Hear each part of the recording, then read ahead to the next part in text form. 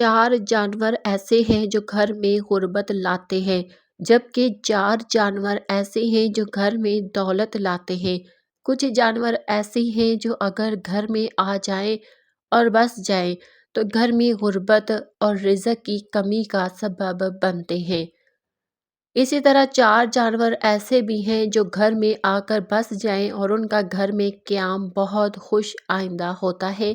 ان کا قیام گھر میں برکت لاتا ہے، رزق اور دولت آنا شروع ہو جاتی ہے۔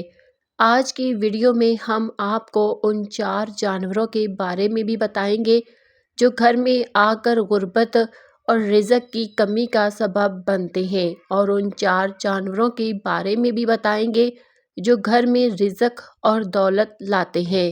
حضرت عبداللہ رضی اللہ عنہ سے روایت ہے کہ رسول اکرم صلی اللہ علیہ وسلم نے فرمایا کہ اللہ رب العزت اس شخص پر رحم نہیں فرماتا جو لوگوں پر رحم نہیں کرتا۔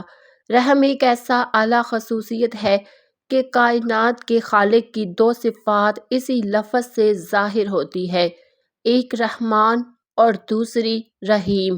جب ہم کوئی کام شروع کرتے ہیں تو نبی صلی اللہ علیہ وسلم نے ہمیں سب سے پہلے بسم اللہ الرحمن الرحیم پڑھنے کی ہدایت دی، جس کا مطلب ہے میں اللہ کے نام سے شروع کرتا ہوں جو سب سے زیادہ مہربان اور رحم والا ہے۔ یہ جاننا ضروری ہے کہ رحم ایک الہی صفت ہے۔ اللہ انتہائی مہربان ہے اور نیک اعمال انجام دیتا ہے۔ اللہ نے اپنے نبی صلی اللہ علیہ وسلم کو بھی یہی مقام دیا اور آپ کو تمام جہانوں کے لیے رحمت بنا کر بھیجا۔ آپ نے اپنی زندگی اور وفات کے دوران جو مہربانی اور رحمت دکھائی، اس سے معلوم ہوتا ہے کہ نہ صرف انسان، پودے اور جماد بھی اس رحمت سے مستفید ہوتے ہیں۔ جب بارش نہیں ہوتی اور زمین خشک ہو جاتی، آپ دعا کرتے اور مردہ زمین دوبارہ زندہ ہو پاتی۔ رسول اکرم صلی اللہ علیہ وسلم جانوروں کے ساتھ بھی بہت مہربان تھے، اسی لیے آپ صلی اللہ علیہ وسلم نے جانوروں کو لڑانے کا منظر دیکھنے سے منع فرمایا۔ حضرت صلی اللہ علیہ وسلم غیر مسلموں کے ساتھ بھی ہمدردی رکھتے تھے۔ وہ انہیں دیکھ کر کہتے کہ یہ لوگ کفر اور شرک سے باز نہیں آتے، کاش یہ کسی راست بازی کی طرف آ جائیں۔ اتنی مہربانی تھی کہ باوجود یہ لوگ برا سلوک کرتے، آپ نے ان پر لعنت نہیں کی۔ حضرت صلی اللہ علیہ وسلم رحم و مہربانی کی حقیقت اور فضیلت کو جانتے تھے۔ آپ کی ساری زندگی رحم و مہربانی کی ایک بہترین مثال ہے۔ آپ نے فرمایا کہ جو شخص لوگوں پر رحم نہیں کرتا، اللہ اس پر رحم نہیں فرماتا۔ اب ہم ان 4 جانوروں کے بارے میں بات کریں گے جو گھروں میں رہنے سے خوشی اور رزق کی برکت لاتے ہیں۔ نمبر 1، شہد کی مکھی۔ شہد نبی کی پسندیدہ چیزوں میں سے ہے۔ اللہ نے شہد اور شہد کی مکھیوں کو برکت دی ہے۔ گھر کی چھت یا ارد گرد جہاں شہد کی مکھیاں گزرتی ہیں وہ بہت برکت والا سمجھا جاتا ہے۔ اگر شہد کی مکھی گھر میں چھت یا کسی جگہ چھپ کر چھت بنائے تو یہ گھر کے لیے بہت بابرکت ہے۔ یہ نشانی ہے کہ گھر میں رزق اور برکت آنے کا وقت ہے۔ نمبر 2، چڑیا چکن۔ اگر چڑیا گھر آ کر اپنا گھونسلہ بنائے تو اسے کبھی نقصان نہیں پہنچانا چاہیے۔ چڑیا کا گھر میں آنا اور گھونسلہ بنانا خوش آئندہ ہے۔ صبح کے وقت چڑیا سبحان اللہ کہتی ہے اور دعا کرتی ہے کہ اللہ اس گھر کو رزق کی کمی سے بچائے۔ چونکہ چڑیا معصوم اور بے زبان جانور ہے، اللہ اس کی دعا کو رد نہیں کرتا۔ چڑیا کے گھر آ کر بسنے کو خوشخبری سمجھا جاتا ہے اور گھر میں رزق اور دولت بارش کی طرح آنا شروع ہو جاتا ہے۔ نمبر 3، بلی۔ بلی گھر میں آ کر رہنے یا آنا جانا خوش آئندہ ہے۔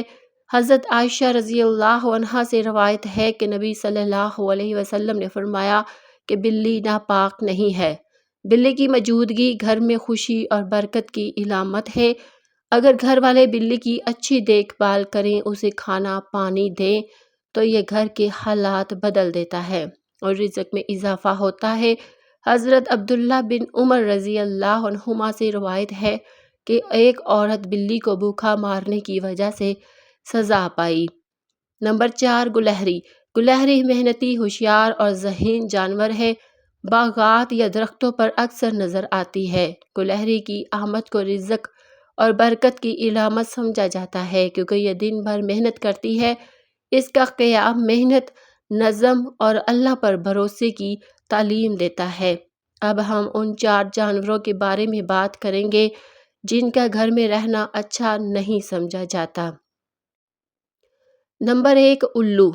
قدیم روایات کے مطابق الو کا گھر آنا برکت نہیں لاتا۔ گاؤں میں کہا جاتا ہے کہ اگر الو چھت پر آئے اور زور سے آواز کرے تو یہ بری خبر، بیماری یا مالی نقصان کی علامت ہے۔ نمبر 2، مکڑی۔ مکڑی کے جالے اکثر اچھے نہیں سمجھے جاتے۔ مکڑی کی کثرت گھر میں مسائل اور مشکلات کی علامت سمجھی جاتی ہے۔ نمبر 3، لال چمگادڑ۔ یہ انسانوں کی دشمن سمجھی جاتی ہے اور گھر میں رہنا بیماریوں اور نقصان کا سبب بنتا ہے۔ نمبر 4، چمگادڑ۔ رات کے پرندے کے طور پر اس کا آنا اور روشنی سے دور ہونا غم و مالی مشکلات کی علامت سمجھا جاتا ہے۔ ناظرین، اسلامی تعلیمات کے مطابق کوئی جانور بدقسمت نہیں ہے کیونکہ تمام جانور اللہ کی مخلوق ہے۔ کسی جانور کو بدقسمت سمجھنا اسلام کی روح کے خلاف ہے۔ یہ صرف عوامی تاثرات ہیں جن کا شریعت سے کوئی تعلق نہیں۔ ہمیں علم کے ذریعے ایسی باتوں کی اصلاح کرنی چاہیے اور دوسروں کو صحیح سوچ کی طرف رہنمائی کرنی چاہیے۔ اگر آپ بھی کسی جانور یا پرندے کے بارے میں اپنا تجربہ رکھتے ہیں تو اسے کمنٹ باکس میں شیئر کریں۔